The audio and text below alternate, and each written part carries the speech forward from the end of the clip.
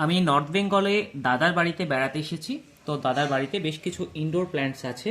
আসার আগে দাদা আমাকে আগেই বলেছিল তো এই প্ল্যান্টসগুলোর জন্য কিছু খাবার আনতে। বসানোর পর থেকে এখনও কোনো খাবার দেয়া হয়নি, তাই আর কি। তো আমি প্যাকেটে করে একটা খাবার নিয়ে এসেছি, মিক্স খাবার। এখানে রয়েছে শিংগুঁড়ো, হাড়গুঁড়ো, নিমখোল, লেদার ডাস্ট, সিউইড এবং ভার্মি কম্পোস্ট একসঙ্গে মিক্স করা। এই খাবার আপনারা সমস্ত ইনডোর প্ল্যান্টসে দিতে পারবেন। মাসে একবার করে প্রয়োগ করলে গাছের স্বাস্থ্য ভালো থাকবে। তার জন্য প্রথমেই খাবার দেওয়ার আগে টবের গোড়ার মাটিটা একটু খুশিয়ে দিতে হবে।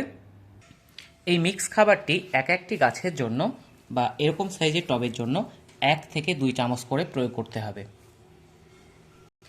আর তারপর টবের মাটিতে জল দিয়ে দিতে হবে এবং খাবার প্রয়োগ করার পরও টবের মাটিটা একটু খুশিয়ে দিতে হবে, একটু ওলট পালট করে দিতে হবে যাতে মাটির সাথে মিশে যায়।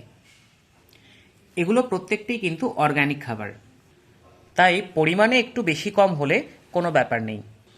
মাসে একবার এই মিক্স খাবারের সঙ্গে সঙ্গে যদি আপনারা মাসে কয়েকবার এনপিকে 19-19-19 কিংবা ইপসম সল্ট এগুলো গাছের পাতায় স্প্রে করেন, তাহলে গাছের পাতা সতেজ এবং সবুজ থাকবে।